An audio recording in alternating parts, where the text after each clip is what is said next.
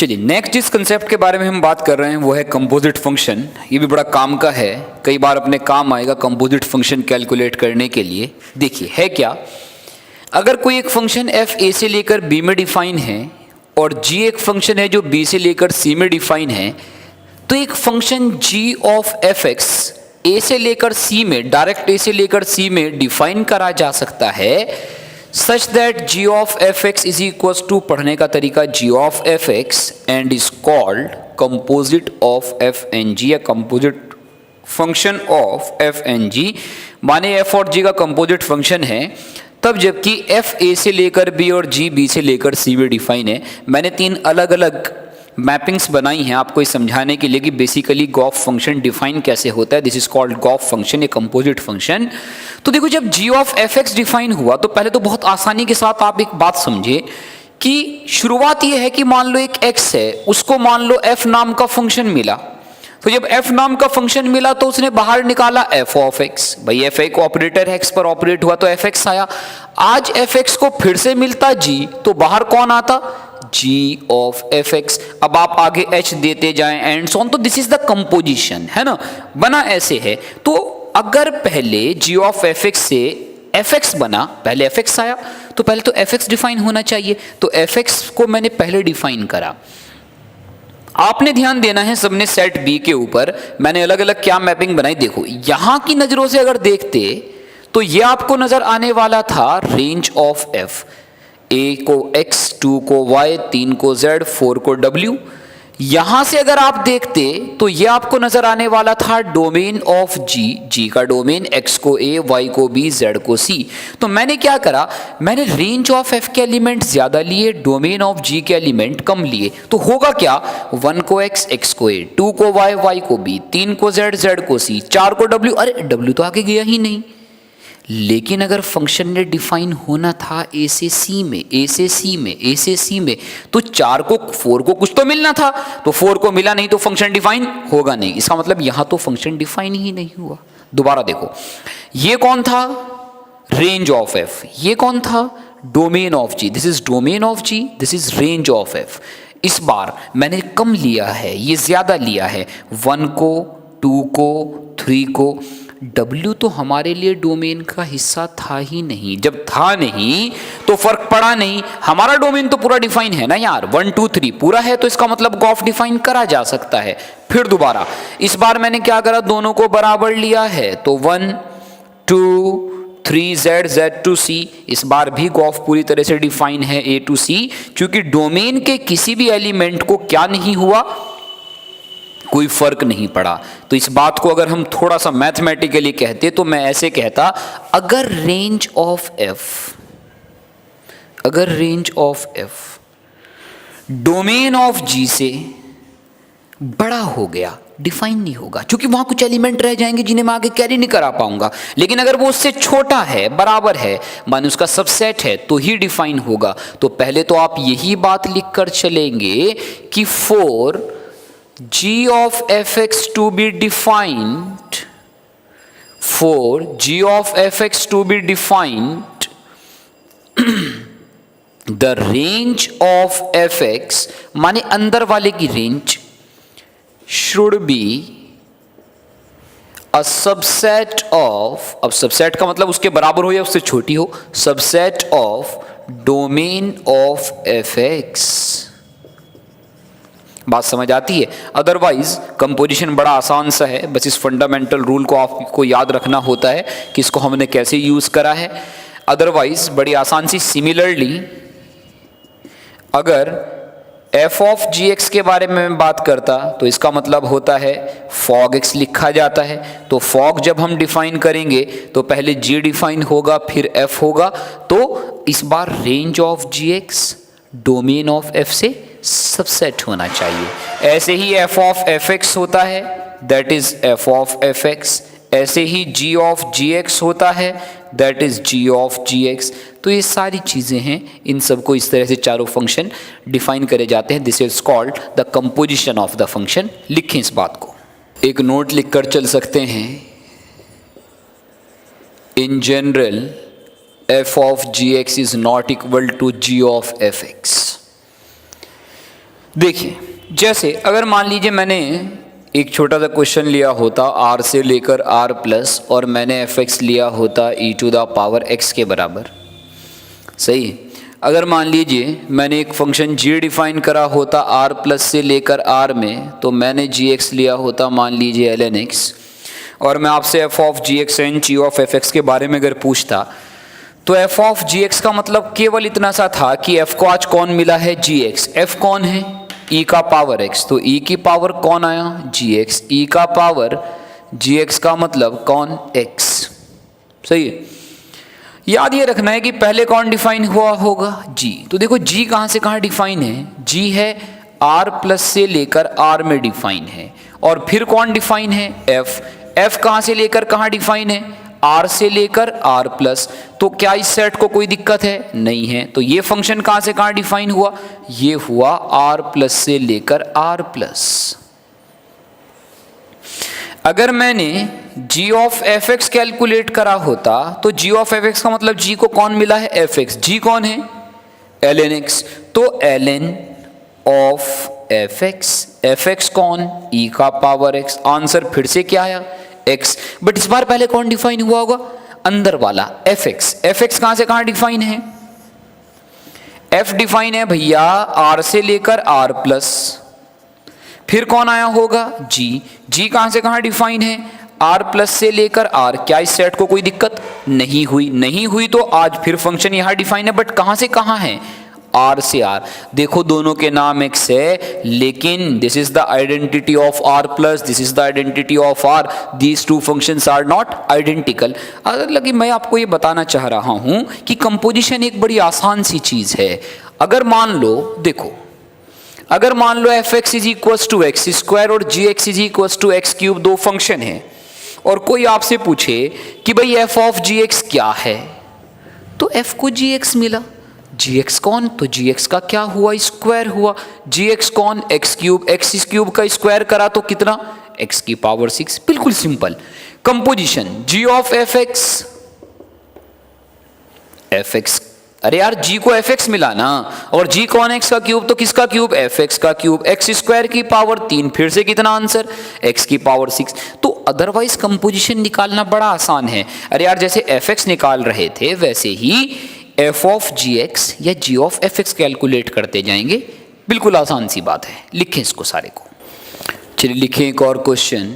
If f is defined from R to R, fx is equals to x square minus root 2 where a is greater than 0, f of root 2 is equals to minus का root 2, then find a। अगर मान लीजिए एक function F x ऐसा है जिसका नाम a x square minus root 2 है और f of root 2 is equal to minus of root 2 के बराबर हो, तो ए का वैल्यू किसके बराबर होगा। तो एफ ऑफ रूट 2 का मतलब यह है कि यार उसने एफ ऑफ एक्स निकाला होगा, तभी तो उसने एक्स को रूट 2 से रिप्लेस करा होगा। अब एफ ऑफ एफ एक्स का मतलब क्या है कि जहां एक्स है वहां एफ एक्स होगा, यही ना मतलब है। ए एफ एक्स कौन है, ए एक्स स्क्वायर।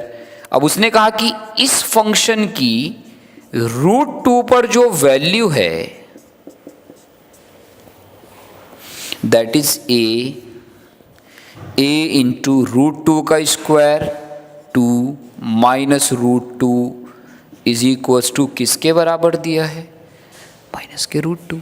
ये तो उड़ गए, ए या तो 0 और या तो 2a minus root 2 is equal to 0। A किसके बराबर, रूट 2 उधर गया, अपॉन में 2, 1 अपॉन रूट 2। अब ए 0 तो होगा नहीं चूंकि पॉजिटिव है, तो ए किसके बराबर आया, 1 अपॉन रूट 2।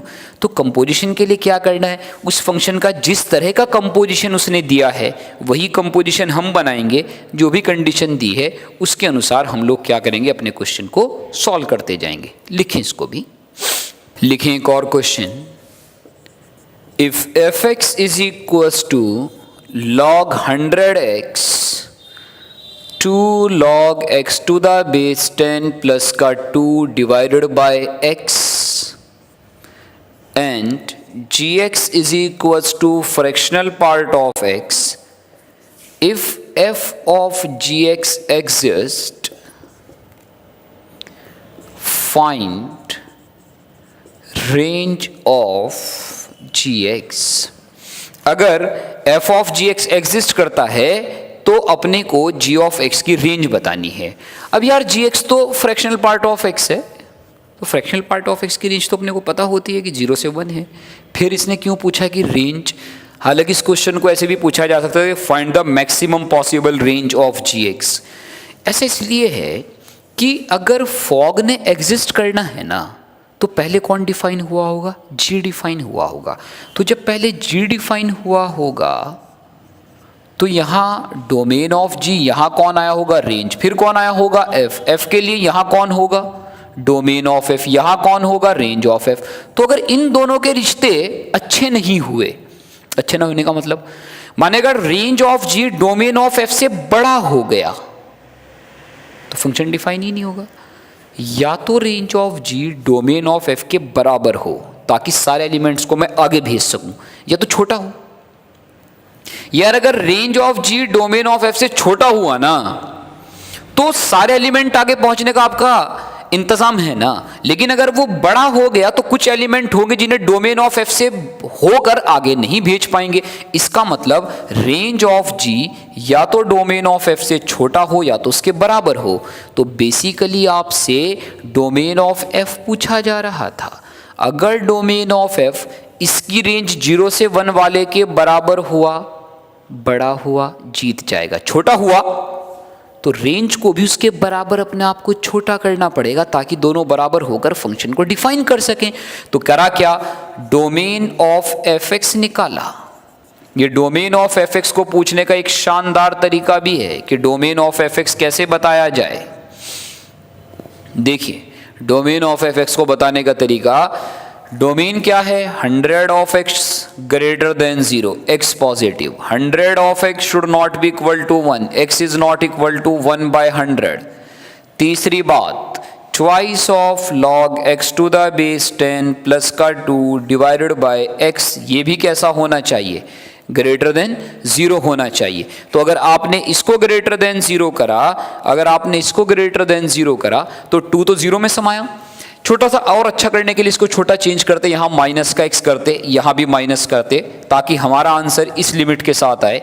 2 हमने क्या करा? मैंने क्या करा? क्वेश्चन में चेंज किए, जो x था मैंने इसको केवल -x से चेंज करा, तो यहाँ पर भी -x आएगा, 2 तो समाया। तो ये बना log x to the base 10 plus 1 divide by x, कैसा हुआ? Less than 0। सही है ना? इसका फैक्टर आपने सिखाया था मैंने आपको कि log x to the base 10 plus 1 यदि 0 हो तो 1 उधर गया, है ना? तो x किसके बराबर? x इज इक्वल टू 10 का पावर -1, 1 बाई 10, और ये 0, तो 0 से लेकर 1/10,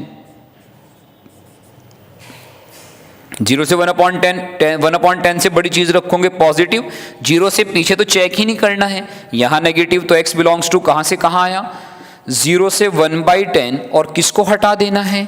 1/100 को हटा देना है। तो आप ध्यान से अगर देखते तो ये इंटरवल तो 0 to 1 वाले इंटरवल से कैसा है? छोटा है या नहीं है? तो अगर यार ये 0 to 1 वाले इंटरवल से छोटा है तो रेंज ऑफ gx भी अपने आप को छोटा करे, डोमेन ऑफ f के बराबर कर ले। अगर बराबर कर लेगा तो हमारा फंक्शन डिफाइन हो जाएगा। तो इसका मतलब जो रेंज ऑफ g की पॉसिबल वैल्यू है वो 0 से 1/10 एक्सेप्ट 1/100 है। बात समझ आती है?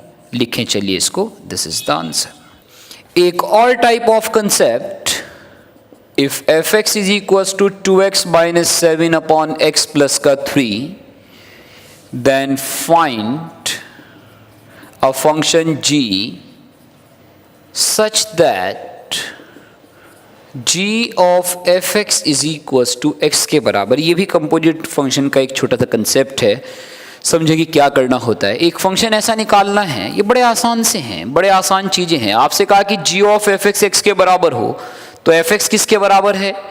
2x minus 7 upon x plus 3 is equal to x, ये रहा आंसर।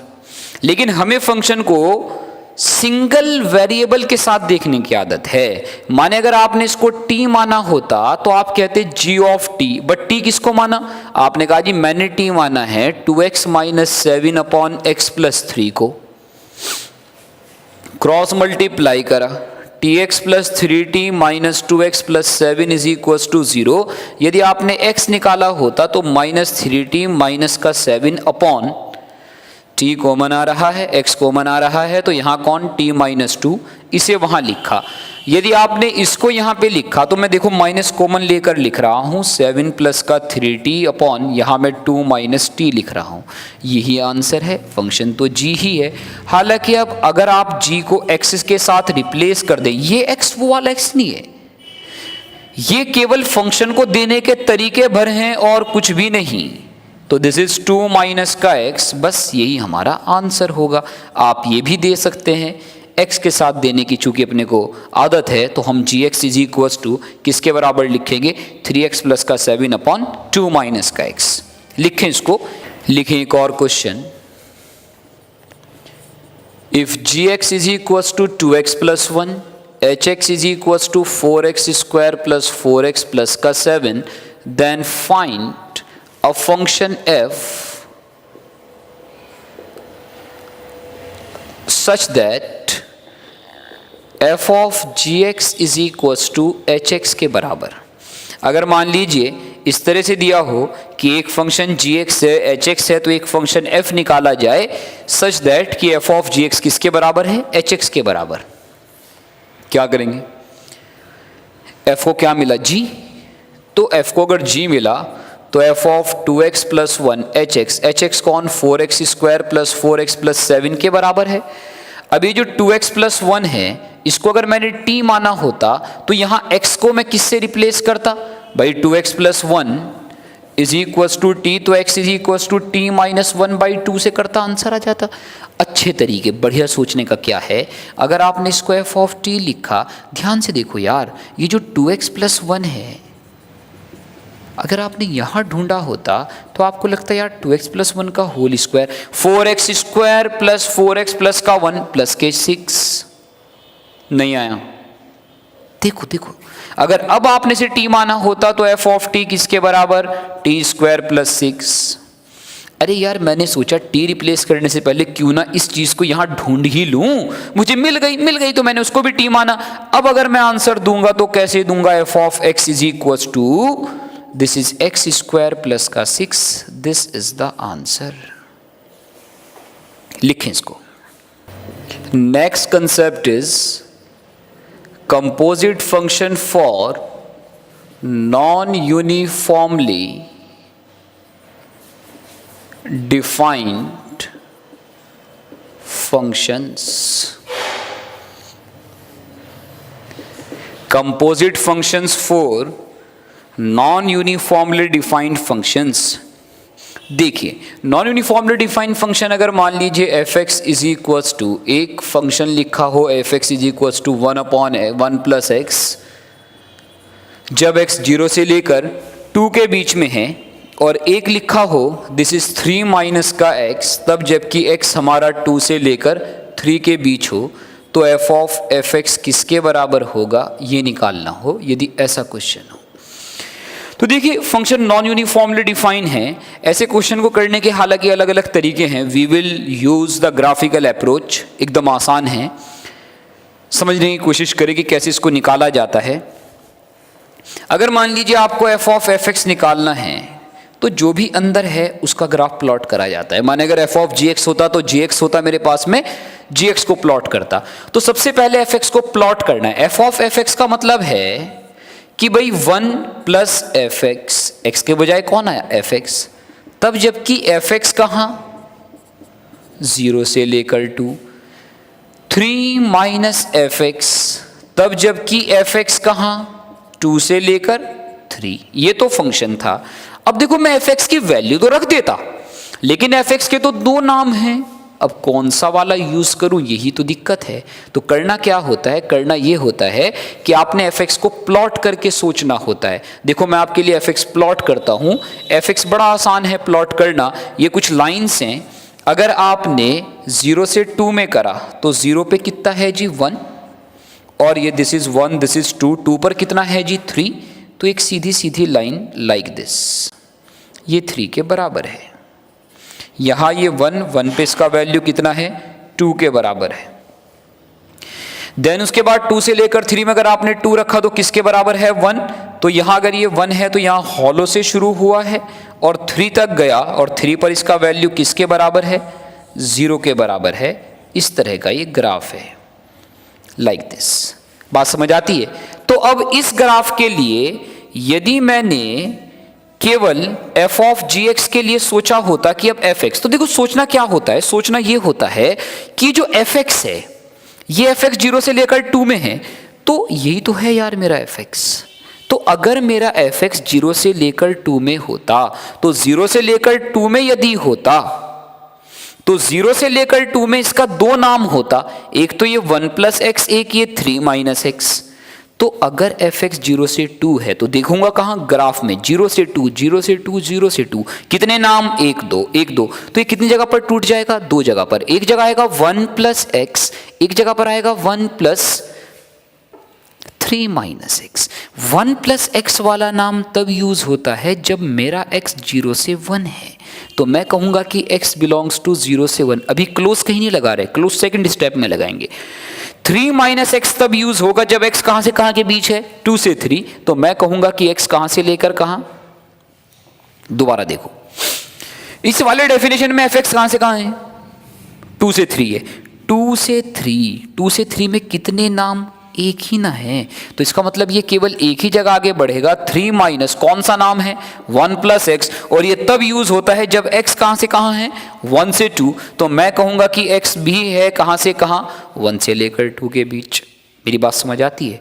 अच्छा, अब केवल इसको आपने क्लोज लगाना सीखना है और कुछ भी नहीं, साथ साथ फॉलो करेंगे क्लोज कैसे लग रहा है। देखो मैंने x को रखा 0, तो मेरी कौन सी डेफिनेशन यूज हो रही है 1 प्लस एक्स। 1 प्लस एक्स में जब आपने x को 0 रखा तो आंसर कितना आता है 1। क्या इस रीजन में इंक्लूड था?